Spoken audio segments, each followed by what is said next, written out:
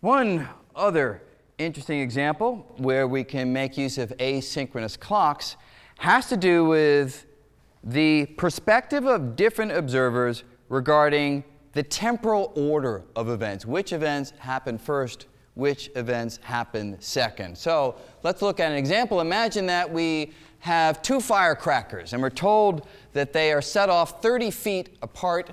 We are told that from the perspective of, say, the ground frame, that will be the frame of our fearless character, Gracie, we are told that they go off at the same moment, simultaneously. And what we are asked is, if Germain is moving to the right with a particular speed, half the speed of light, George is moving to the left with a speed of half the speed of light, half a foot per nanosecond. The question is, what will they say regarding which firecracker went off first? Again, not a matter of what they see. We're talking about what they will figure out, what they will post-process to learn about what happened from their perspective. Okay, so let's take a quick look at that example.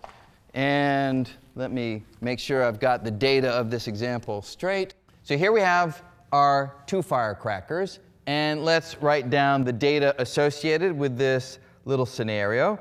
We're told that these guys are 30 feet apart. So let's get that down. 30 feet. And we're told that from Gracie's perspective, these two firecrackers explode simultaneously at the same moment, right? That's with her post-processing. That's what, from her frame of reference, actually happens. Both firecrackers go off at the same moment. We're then asked to work out what happens from a different perspective.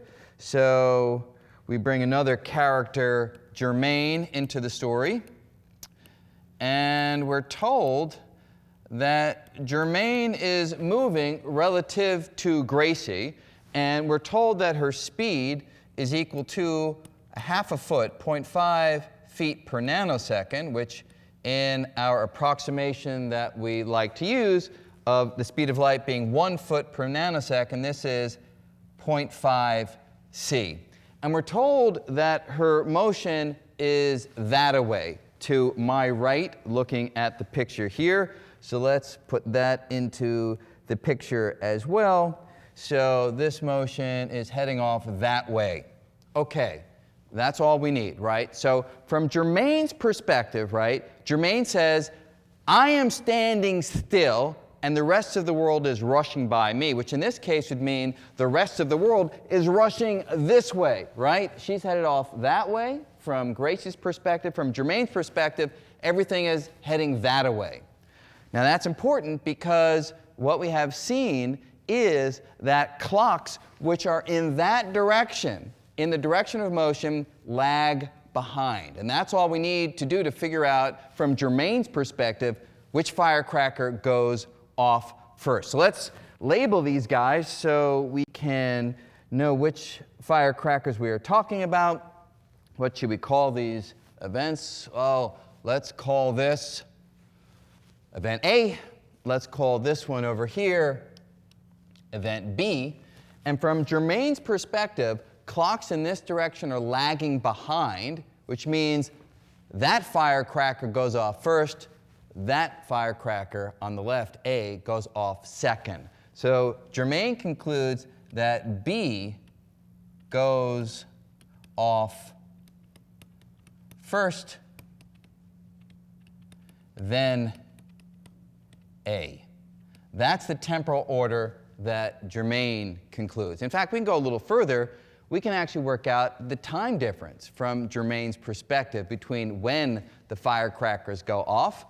How do we do that? Well, we know that the time difference is going to depend upon the lack of synchronicity between the clocks at A and B. From Germain's perspective, those clocks are not in sync. B is ahead of A.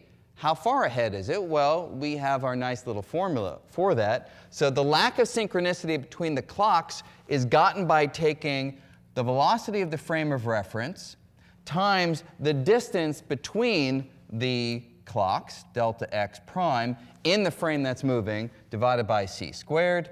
And this Now we can plug in some numbers. So we have 0.5 feet per nanosecond on v. The distance is 30 feet. And speed of light is 1 foot per nanosecond in our approximation. And therefore, working this out, the units work just as we want, and we get 15 nanoseconds as the lack of synchronicity between the clocks at B and A. So for instance, if B is 12 noon when that firecracker goes off, the clock at A will be 12 noon minus 15 nanoseconds behind. Now we're not quite done in working out the time difference between when the firecrackers explode from Germain's perspective, because if this clock is lagging behind that one by 15 nanoseconds, there's another effect that comes into play, which is these clocks are in motion, so they're ticking off time more slowly. So from Germain's perspective, how long will it take for those 15 nanoseconds to go by? Well, it will take longer by a factor of gamma, the time dilation factor. So we should work that out. So what is gamma in this case? Well, gamma is 1 over the square root of 1 minus v squared over c squared. V is half of the speed of light. So we get 1 minus a half squared, which is 1 minus a quarter in the denominator. So this guy here is 1 over the square root of 1 minus a quarter, which is 3/4. And therefore, this is 2 divided by the square root of 3. And now we take that 2 divided by the square root of 3, gamma, multiply it by 15 nanoseconds, because the clocks in motion are ticking off time more slowly. So our clock will elapse more than 15 nanoseconds in order for A to catch up to B. And multiplying gamma by 15 nanoseconds, you can just work this out, put it into a calculator, and the result you get is 17.3 nanoseconds, approximately.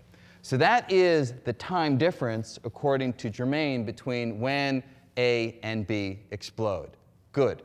Second part of the question, well, that's now quite straightforward for us to work out. What about from George's perspective? Only difference. George has the same speed, we're told, half a foot per nanosecond, but rather than moving to the right, he's moving to the left. So now we just take our results and we reverse them. So according to George, it's not going to be that B goes off and then A. Instead, he will say that A goes first and then B. Because again, from George's perspective, if he's traveling that way, he says the rest of the world is actually traveling this way, which means clocks in the front are lagging behind. B is lagging behind from his perspective.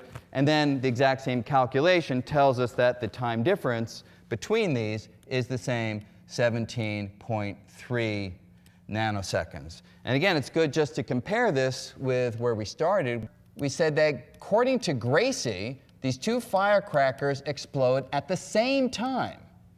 They are simultaneous from her perspective, whereas Germain says that B explodes first, then A, and George says that A explodes first and then B.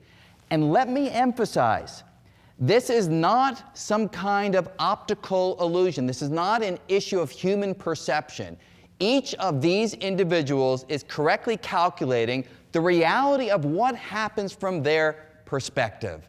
And we see that asynchronous clocks are vital to understanding of how these three individuals come to a different understanding of the order of events. So again, we have found Gracie says A and B, they go off at the same time. Germain says B goes first, then A. And George says A goes first and then B. Different description of the same events, different understanding of the temporal order of what unfolds.